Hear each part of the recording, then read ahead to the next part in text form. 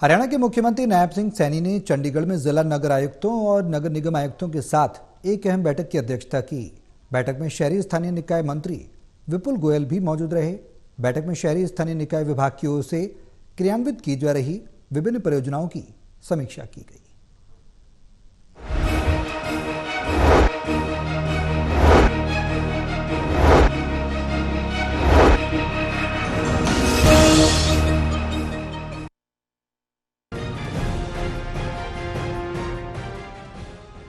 मुख्यमंत्री नायब सिंह सैनी ने चंडीगढ़ में जिला नगर आयुक्तों और नगर निगम आयुक्तों के साथ एक अहम बैठक की अध्यक्षता की। बैठक में शहरी स्थानीय निकाय मंत्री विपुल गोयल भी मौजूद रहे। इसमें शहरी स्थानीय निकाय विभाग की ओर से क्रियान्वित की जा रही विभिन्न परियोजनाओं की समीक्षा की गई।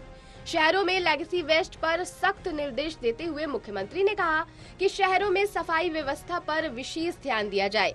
किसी भी शहर में कूड़े कचरे के ढेर नहीं दिखाई देने चाहिए। सरकार का लक्ष्य शहरों को स्वच्छ बनाना है, इसलिए सभी अधिकारियों को जिम्मेवारी के साथ काम करने की आवश्यकता है।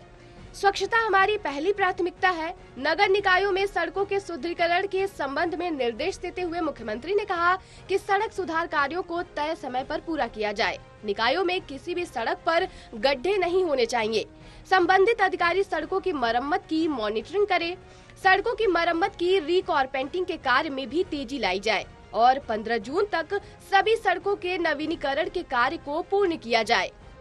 सीएम सैनी ने कहा कि जिन निकायों में स्वच्छता से संबंधित नए टेंडर लग चुके हैं, मुख्यालय के अधिकारी उन निकायों का दौरा करें और कार्यों की स्थिति और प्रगति के संबंध में आगामी 7 दिनों में रिपोर्ट पेश करें। इसके अलावा कार्य प्रणाली के प्रदर्शन के आधार पर संबंधित एजेंसी और कॉन्ट्रैक्टर पर कार्रवाई करें।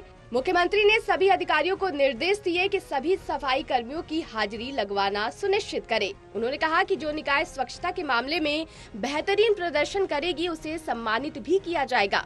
साथ ही सफाई व्यवस्था सुनिश्चित करने वाले एजेंसी कॉन्ट्रैक्टर को भी सम्मानित किया जाएगा। उन्होंने आगे कहा कि शहरों में सुरक्षित वातावरण सुनिश्चित करने के लिए शहरों के मुख्य एंट्री और एग्जिट पॉइंट्स पर सीसीटीवी कैमरे लगवाना सुनिश्चित करें। इसके आपराधिक गतिविधियों में भी कमी आएगी।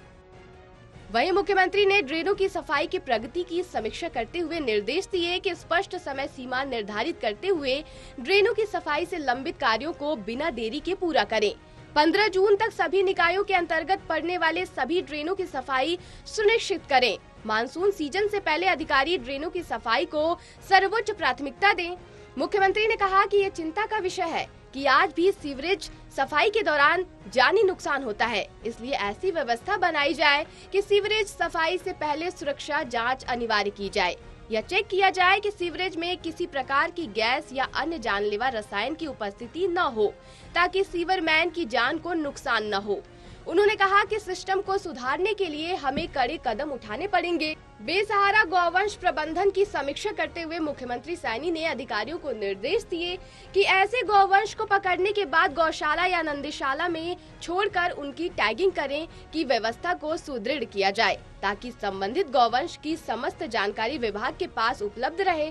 साथ ही लोगों को जागरूक किया जाए कि पशुओं को सड़कों पर न छोड़े। इसके अलावा ऐसे लोगों की पहचान की जानी चाहिए जो बार बार अपने पशुओं को बेसहारा छोड़ देते हैं और उनके खिलाफ सख्त कार्रवाई सुनिश्चित की जाए। उन्होंने कहा कि सभी शहरों को बेसहारा पशुओं से पूरी तरह से मुक्त करने की दिशा में तीव्रता से काम किया जाए। बैठक में बताया गया कि बेसहारा गौवंश को गौशालाओं और नंदीशालाओं में स्थानांतरित करने के संबंध में स्टेट लेवल कमेटी का गठन किया जा रहा है, जिसमें गौशाला आयोग के चेयरमैन, शहरी स्थानीय निकाय, पंचायत विभाग, पशुपालन विभाग और संबंधित गौशालाओं के प्रतिनिधि शामिल रहेंगे। वहीं मुख्यमंत्री ने समाधान शिविरों की प्रगति की समीक्षा करते हुए कहा कि संबंधित अधिकारी ये सुनिश्चित करें कि समाधान शिविर में आने वाले नागरिकों की समस्याओं का त्वरित समाधान सुनिश्चित करें और कोई भी नागरिक असंतुष्ट होकर न लौटे।